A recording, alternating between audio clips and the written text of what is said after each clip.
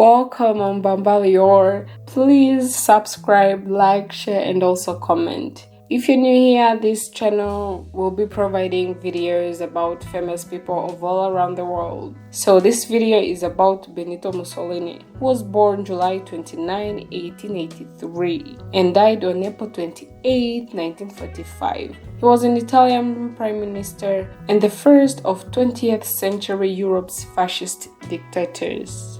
Mussolini was the first child of the local blacksmith. In later years, he expressed pride in his humble origins and often spoke of himself as a man of the people. The Mussolini family was, in fact, less humble than he claimed. His father, a part-time socialist journalist as well as a blacksmith, was the son of a lieutenant in the National Guard, and his mother was a school teacher. But the Mussolinis were certainly poor. They lived in two crowded rooms in the second floor of a small, decrepit palazzo. And because Mussolini's father spent much of his time discussing politics in taverns and most of his money on his mistress, the meals that his three children ate were often meagre. A restless child, Mussolini was disobedient, unruly, and aggressive. He was a bully at school and moody at home. Because the teachers at the village school could not control him, he was sent to board with the strict Salesian order at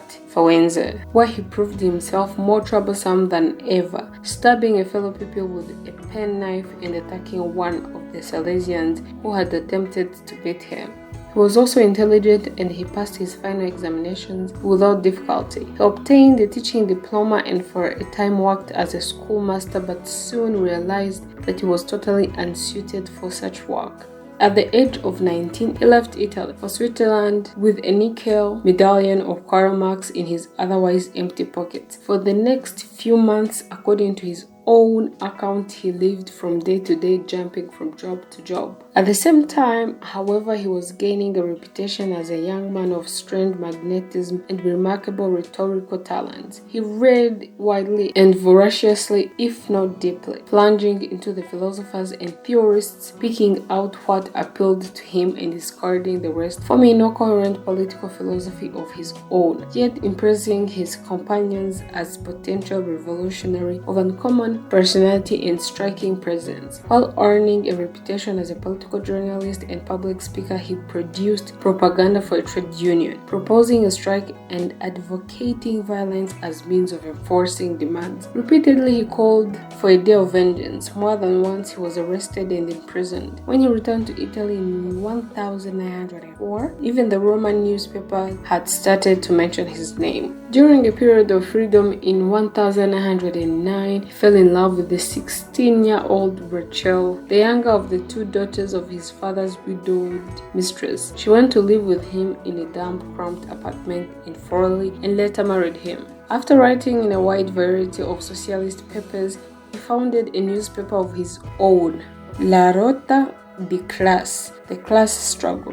So successful was this paper that in 1912 he was appointed editor of the official socialist newspaper Avanti Forward, whose circulation he soon doubled, and as its anti-militarist, anti-nationalist, and anti-imperialist editor, he thunderously opposed Italy's intervention in World War I. Soon, however, he changed his mind about intervention, swayed by Karl Marx's aphorism that social revolution usually follows war, and persuaded that the defeat of France would be a dead blow to liberty in Europe. He began writing articles and making speeches as violently in favor of war as those in which he previously had condemned it. He resigned from Avanti and was expelled from the Socialist Party financed by the French government and Italian industrialists, both whom favored war against Austria. He assumed the editorship of the People of Italy, which he unequivocally stated his new philosophy: from today onward we are all Italians and nothing but Italians. Now the steel has met steel. One single cry comes from our hearts: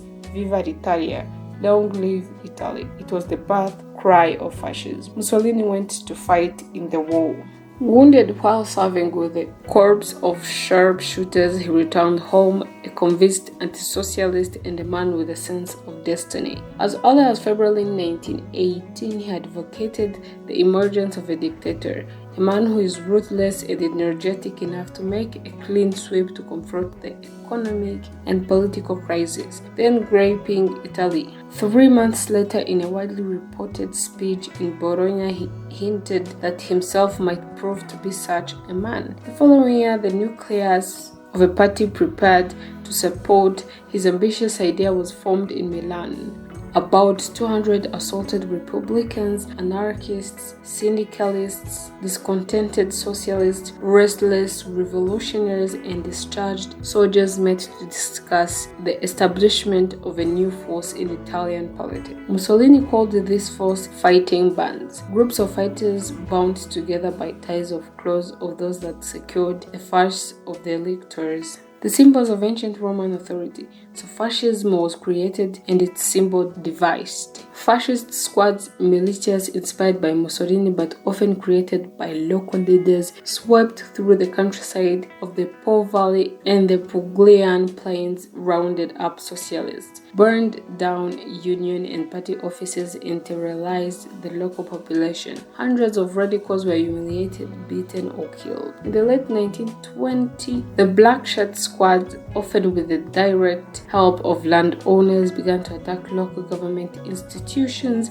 and prevent left-wing administration from taking power. By late 1921, the fascists controlled large parts of Italy. Mussolini began planning to seize power at the national level. In summer of 1922, Mussolini's opportunity presented itself, a remnant of the trade union movement called a general strike. Mussolini declared that unless the government prevented the strike, the fascists would. Fascist volunteers, in fact, helped to defeat the strike and thus advance the fascist claim to power. At a gathering of 40,000 fascists in Naples on October 24, Mussolini threatened either the government will be given to us or we will seize it by marching on Rome. He was still hoping for a political compromise and he refused to move before King Victor Emmanuel III summoned him in writing. Meanwhile, all over Italy, the fascists prepared for action and the march on Rome began.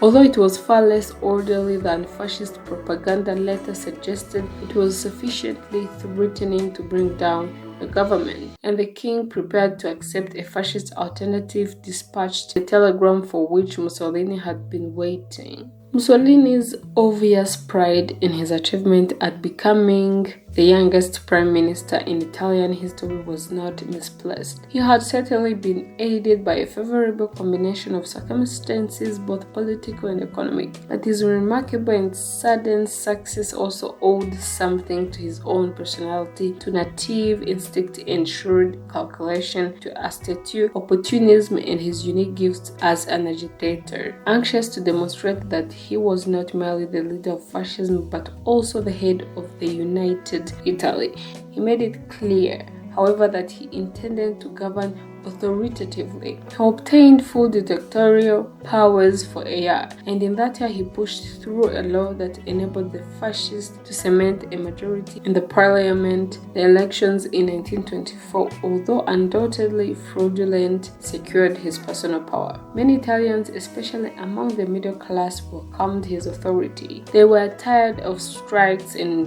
riots, responsive to the flamboyant techniques and medieval trappings of fascism, and ready to submit to dictatorship, provided the national economy was stabilized and their country restored its dignity. His eye rested first upon Ethiopia, which, after 10 months of preparations, rumors, threats, and hesitations, Italy invaded in October 1935. The League of Nations imposed sanctions but ensured that the list of prohibited exports did not include any such as oil that might provoke a European war. Mussolini and Hitler met for the first time in 1934. Despite their shared fascism, the two men did not particularly like one another personally. Moreover, their nationalist ambitions for Italy and Germany would inevitably conflict at some point. For the moment, the two states needed each other as they both attempted to rework the organization of Europe in their favor. The alliance between the two was solidified in 1939 with the Pact of Steel, which committed Italy and Germany to support one another militarily and economically in event of war. A few months later, Germany invaded Poland and World War II began, bringing Italy in on the side of Axis powers. Despite initial Axis military successes, the Italian military position quickly spun out of control, especially in North Africa. As the Italian situation worsened and Mussolini lost the confidence of his own party, King Victor Emmanuel removed Mussolini from power in 1943. Mussolini was arrested shortly thereafter by Italian police. After 2 months in prison, Mussolini escaped with German help and established a competing Italian government known as the Italian Social Republic, which was essentially a German puppet state. By the spring of 1945, it was clear that German defeat was imminent. So Mussolini attempted to escape to neutral Switzerland with his mistress Clara Petacci. They were caught before they reached Switzerland and promptly arrested by communist partisans. Mussolini was summarily executed on April 28, 1945. Mussolini's body was then brought to Milan, where it was hung upside down in public alongside other leading fascists to prove to the Italian people that Mussolini was dead. Thank you for watching this video. Please be sure to have subscribed, liked, shared, and also comment. Give us your opinion about this video, what was not in the video, what you liked about the video, and the famous person you would like in the next video. Thank you.